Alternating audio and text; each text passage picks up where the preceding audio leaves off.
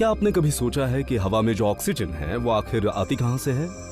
हम ये सोचते हैं कि वो जरूर प्लांट से आती होगी और अक्सर इस सवाल का जवाब होता है रेन फॉरेस्ट्स। लेकिन ये जवाब अधूरा है। असल में हमारे एटमॉस्फेयर की ज्यादातर ऑक्सीजन रेन फॉरेस्ट से नहीं बल्कि माइक्रो ऑर्गेनिज्म से आती है। 2020 में अर्थ की सैटेलाइट इमेजेस में ओशियंस में घूमते हुए पैटर्न्स नजर आए।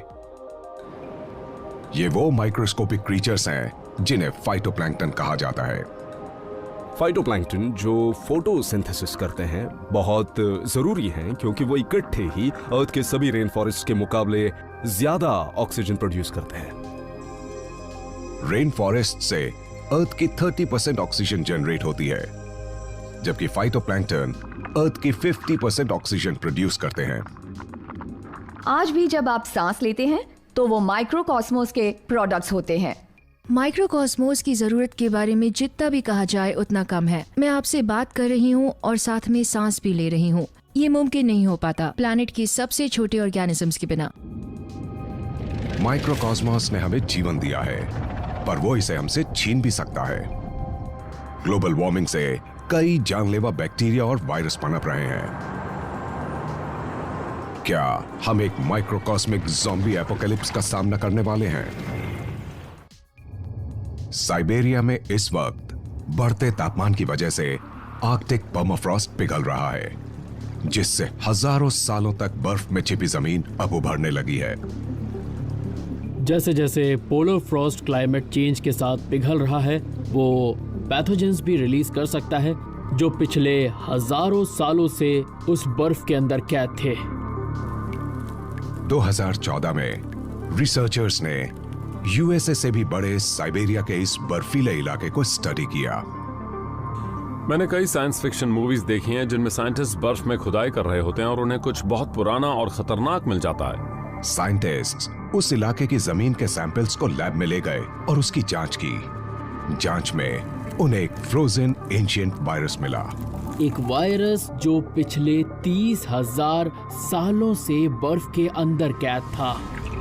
ये बिल्कुल किसी हॉरर मूवी की तरह है जिसमें किसी साइंटिस्ट को कुदरत का कोई भयानक राज पता चल जाता है, वो उसे निकाल देता है और फिर पूरी दुनिया खतरे में पड़ जाती है।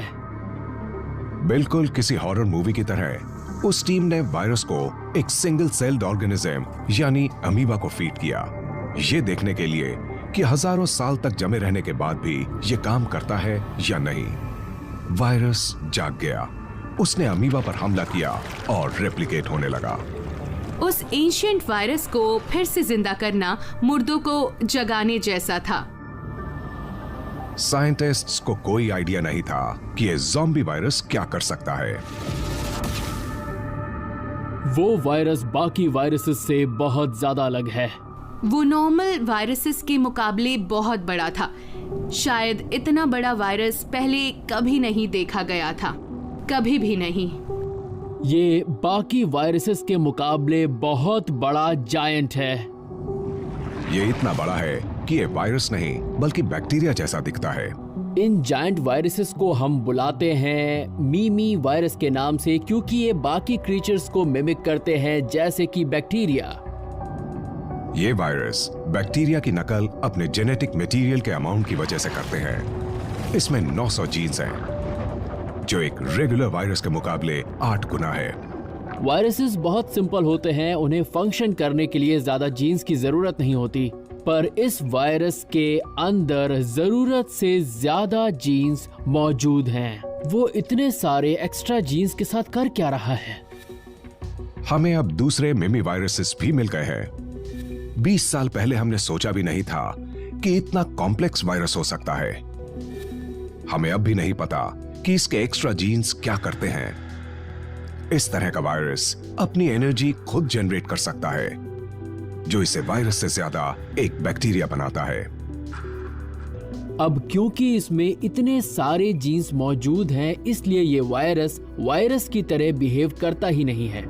हम नहीं जानते कि साइबेरियन मिमी वायरस को अगर रिलीज किया गया तो वो किस तरह बिहेव करेगा, और भले ही वो सिर्फ अमीबा पर अटैक करता है, हो सकता है बर्फ में और भी कुछ बड़े कॉम्प्लेक्स वायरसेस दबे हुए हों। वो खतरनाक हो सकते हैं। हम जानते हैं कि अर्थ पर ऐसे कई बड़े रीजन्स हैं जो अभी भी बर्फ से ढके हुए हैं, और ऐसा हो सकता है कि गर्मी ज्यादा बढ़ने से जब बर्फ पिघले तो ये वायरसेस एक बार फिर से एक्टिवेट हो जाएं, और ये वायरस मानव जाति के लिए खतरा बन सकते हैं।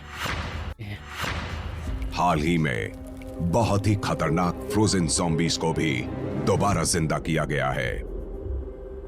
हम ये सोचते हैं कि जिन लोगों की डेथ हो चुकी हो वो अब हमें अफेक्ट नहीं करेंगे, वो चले गए, उनके जर्म्स भी जा चुके, पर असल में ये बिल्कुल सच नहीं है। तो जिन लोगों को बर्फ में दफनाया गया था वो वहीं पर जम गए और इस दुनिया से कहीं नहीं गए।